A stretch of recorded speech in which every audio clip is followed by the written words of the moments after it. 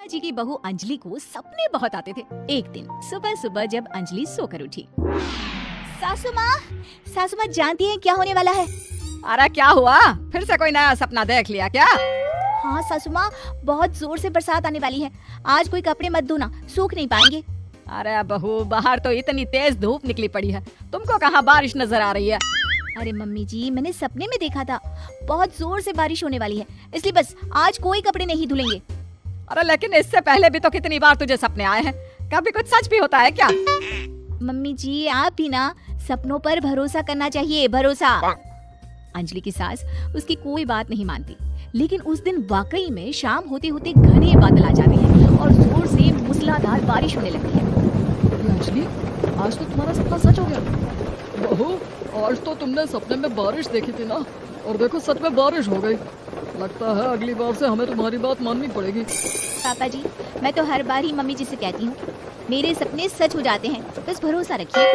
कुछ दिनों के बाद, अजी सुनते हैं, मुझे ना सपना आया था और सपने में मैंने देखा कि आपकी पूरी 1 करोड़ की लॉटरी लगी है। अरे कभी कभी सपना सच होना सही बात है, लेकिन हमेशा ऐसा नहीं होता अंजलि। और वैसे भी लॉटरी लगने ही वाली है तो अच्छी बात है ना। मैं तो कहती हूँ, हम वो बड़ा सा घर खरीदने वाले थे ना, आज ही चलकर उसको फाइनल कराते हैं। अरे वाह वाह, हाथ में पैसा नहीं और बड़ा घर खरीदना है। अरे मम्मी जी, बताया ना आपको, मुझे सपना आया था कि हमें 1 करोड़ की लॉटरी लगने वाली है। देखो बेटा, ये पैसों का मामला है, इसमें किसी तरह की रिस्क नहीं लेनी चाहिए। और जब तुम्हारा सपना सच हो जाए तब तुम घर खरीद लेना। मम्मी पापा ठीक है अंजलि, अभी इतनी जल्दबाजी करने की क्या जरूरत है? मैं कुछ नहीं जानती, मुझे वो घर चाहिए तो चाहिए। और आपको प्रॉब्लम क्या है? कुछ दिनों में तो पैसे आने ही वाले हैं लॉटरी से। हाँ तो जब पैसे आ जाएंगे तब खरीद लेंगे ना। पर हमारी अंजलि खाना पीना छोड़कर जिद पकड़कर बैठ जाती है। आखिर मजबूर होकर अंजलि के पति को उस घर को बुक कराने के पैसे देने पड़ते हैं। कई दिन बीत जाते हैं, लेकिन अंजलि के पति की कोई लॉटरी नहीं लगती। कुछ दिनों के बाद, तुम्हारे सपने के चक्कर में तो सब खराब हो गया अंजलि। ना लॉटरी लगी, ऊपर से बेकार में ही सारी जमा पूंजी उस घर को खरीदने में खर्च हो गई। थोड़े दिन तो इंतजार करो, अब ऐसा थोड़ी ना होता है कि आज सपना आया और कल आपकी लॉटरी लग गई। मैंने तो पहले ही कहा था, तुम्हारी बीवी को तो हर सपने पर विश्वास करने की आदत पड़ गई है। ऐसा भी कहीं होता है क्या? कुछ दिनों के बाद अचानक से अंजलि के पति के पास एक फोन आता है और पता चलता है कि उसकी 1 करोड़ की लॉटरी लग गई है। अरे वाह अंजलि, ये तो कमाल हो गया, मेरे तो सच में लॉटरी लग गई। अरे भगवान भला करे तुम्हारा। हाँ हाँ बहू, अब तो तुम जो कहोगी हम वो सब बात मानेंगे। तुम्हारे सपने का मतलब तो पूरा का पूरा सच होता है। अरे बिल्कुल ठीक कहते हैं, मैं तो बेकार में ही बहू को उल्टा सीधा सुनाती थी। अरे इसके सपने तो वाकई में सही हो जाते हैं। अपने घर वालों की बात सुनकर अंजलि मन ही मन बहुत इतराती है। उसे लगता है कि अब वो जो भी सपना देखेगी सच हो जाएगा। और इसी चक्कर में एक दिन अंजलि को सपना आता है कि अचानक उनके घर पर बहुत सारे मेहमान आने वाले हैं। यही सोचकर अंजलि अपनी सास को कहकर बहुत सारा खाना पहले से ही बनाकर रख लेती है। सुबह से शाम हो जाती है। हमने इतना सारा खाना बना लिया, लेकिन हमारे घर तो कोई मेहमान आया ही नहीं। हाँ मम्मी जी, अब तो रात होने आई है, लगता है ये खाना हम लोगों को ही खाना पड़ेगा। गुप्ता जी का परिवार पूरे 2 दिन तक उस खाने को खाकर खत्म करता है, लेकिन अंजलि की अपने सपनों पर भरोसा करने की आदत इतनी जल्दी छूटने वाली कहाँ थी।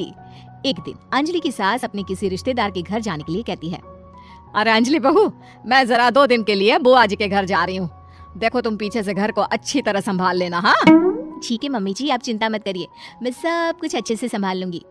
बहू वैसे तो तुम सब कुछ बहुत अच्छे से ही करती हो, लेकिन देखो ये जरा ना सपनों पर भरोसा थोड़ा कम किया करो बेटा।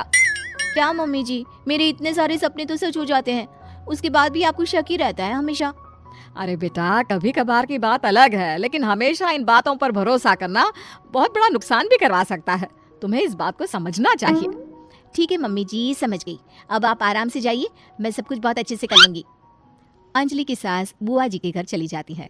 उसके जाने के बाद अंजलि एक दिन सुबह सोकर उठती है और जोर जोर से रोने लगती है। अरे क्या हुआ अंजलि, तुम रो क्यों रही हो? बहू सब ठीक तो है ना? क्या कोई बुरा सपना देखा? अरे पापा जी क्या बताओ, मम्मी जी नहीं रही, वो हम सबको छोड़कर चली गई।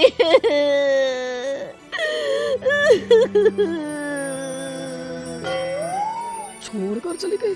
अरे क्या मतलब है, वो तो अपनी बुआ जी के घर गई है ना? पापा जी, सासू माँ बुआ जी के घर नहीं, भगवान जी के घर गई है। अरे अंजलि, सुबह सुबह कैसी बात कर रही हो? बुआ के घर गई है, कुछ नहीं हुआ है उनको। मैंने सपने में देखा था मम्मी जी भगवान को प्यारी हो गई है। अंजलि का पति उसे समझाने की कोशिश करता है, लेकिन अंजलि के बार बार कहने पर वो भी इस बात पर भरोसा कर लेता है कि अब उसकी माँ दुनिया में नहीं रही। सारे गांव में ये खबर फैल जाती है कि अंजलि की सास की मौत हो गई। भगवान, अब हम क्या करेंगे?